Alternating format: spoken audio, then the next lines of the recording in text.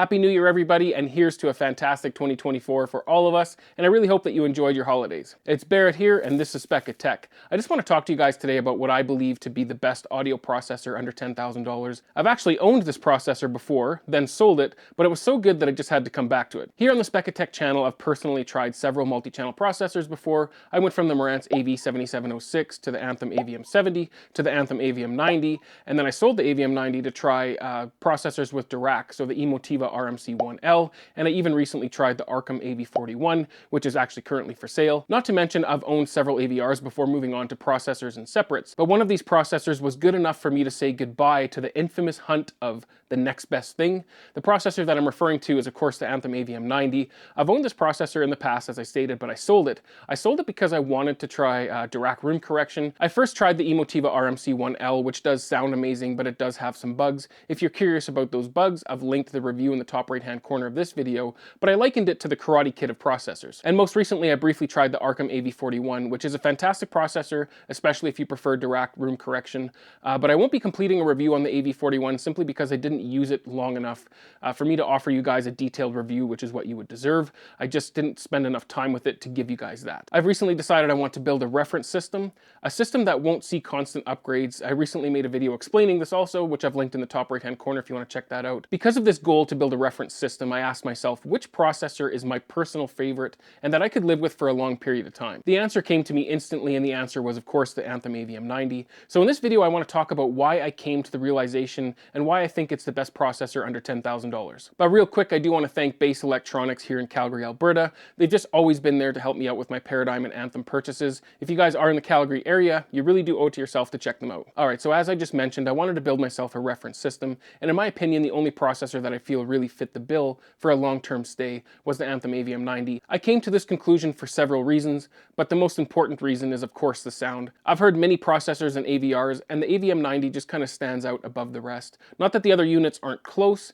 As a matter of fact, I feel the Movavi RMC1L is really close, if not on par for home theater sound, but the AVM90 is just clearly a top-tier performer for home theater, but it's equally as capable for music as well. Channel separation is second to none, along with clarity. Sound effects in movies are just so clear. It's like walking outside on a clear, sunny day and just seeing how vivid everything looks. That's what it's like listening to the AVM90. There's just no veil. It's just pure clarity and openness. The highs and mids are detailed and dynamic. The bass is clean, but still impactful and has a richness to it. When I listened to the Arkham and Movavi, they both seemed more lean on the low end, and even more so after I ran Dirac. Of course, you can fix this by making alterations to the bass to suit your tastes, but out of the box, the Anthem is more full and impactful in the low end. I wouldn't say it's boosted or unbalanced, because it really isn't.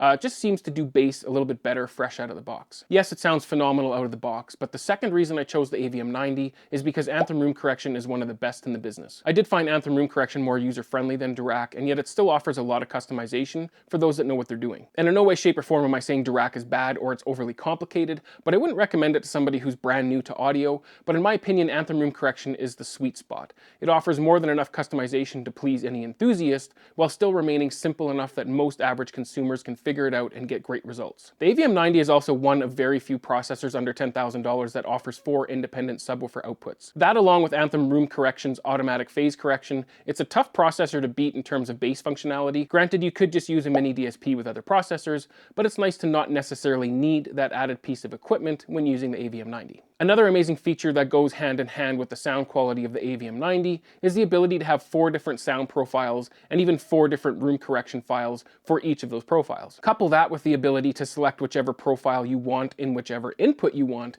and it makes the AVM90 one of the most versatile processors when considering custom sound profiles and customization. So in conclusion regarding the sound, of course it does sound fantastic, and it completely satisfies the enthusiast in me with the customization and sound personalization options. So obviously an audio processor needs to sound good, and that was priority number 1 for me choosing my reference processor, but looks are also important because my equipment is in the room and it's visible. And I believe that the Anthem AVM90 is one of the best looking processors on the market, with a fairly simplistic but modern look and a useful color display. I do wish that Anthem decided to use more of the real estate available on the left half of the processor, but it still looks great as is. It's also fairly compact in size versus some other processors. For example, the Movavi had to stick out past the front of my rack shelf in order to make room for the connection sections at the back, and the same applied to the Arkham AV41. So the AVM90 fits perfectly in my rack, making it even more aesthetically pleasing for me personally. So it's got the looks, it's got the sound, but this is no one trick or two trick pony, no sir. It also has the cleanest looking and most user-friendly web UI, at least out of the ones that I've used. The Arkham has a great web UI also, but I find the Anthem web UI to just be more polished, and it also gives you more functionality. You can change any setting on the fly from either your phone, tablet, or PC. There's far too many options for me to list them in this video, but pretty much anything that you could ever want to change is available in the web UI, and the changes occur on the unit instantly, which is also helpful if you're trying to compare ARC files or other pieces of equipment. Within the web UI, you can also save your settings to the unit to upload them in the future, or you can even export your settings as a file to import them in the future as well. So if you ever make too many changes and don't like the way it sounds, or you just don't like some of the changes that you made, you can just upload the file or load your save settings, and you're right back to your preferred settings. It's almost as if Anthem engineers are also enthusiasts because they've implemented so many functions and helpful tools within the user interface and room correction. I personally haven't come across anything that I would like to do on the unit that the Anthem isn't capable of accommodating. Which leads me to the final reason that I chose the AVM90. Everything just seems to work. When I'm doing listening sessions and needing to change ARC files on the fly or changing settings on the fly, the Anthem just works. So if I had to sum up the AVM90 in just 3 words, those 3 words would be the full package. The AVM90 is exactly that. It performs like a beast for home theater, it's equally as beastly for 2-channel music, all while offering the user-friendliest web UI and a vast selection of functions that are not only easy to use, they just plain work without any headaches. And all those reasons is why I believe the AVM90 is the best multi-channel processor under $10,000. It's also why I'm happy to put it back in my rack, with the intentions of it staying there for quite some time. I'm not the type to say that I'll never upgrade again, because opportunities do arise, and I'm far too happy to try new equipment, but this processor will be tough to beat, especially when considering the cost of the processors that are generally considered to be above it, like Storm Audio or Trinnov. If you'd like to check out my previous review of the AVM90, I'll link that in the top right-hand corner of this video. Remember to enjoy your systems and the journey along the way. I'll see you on the next one. Cheers.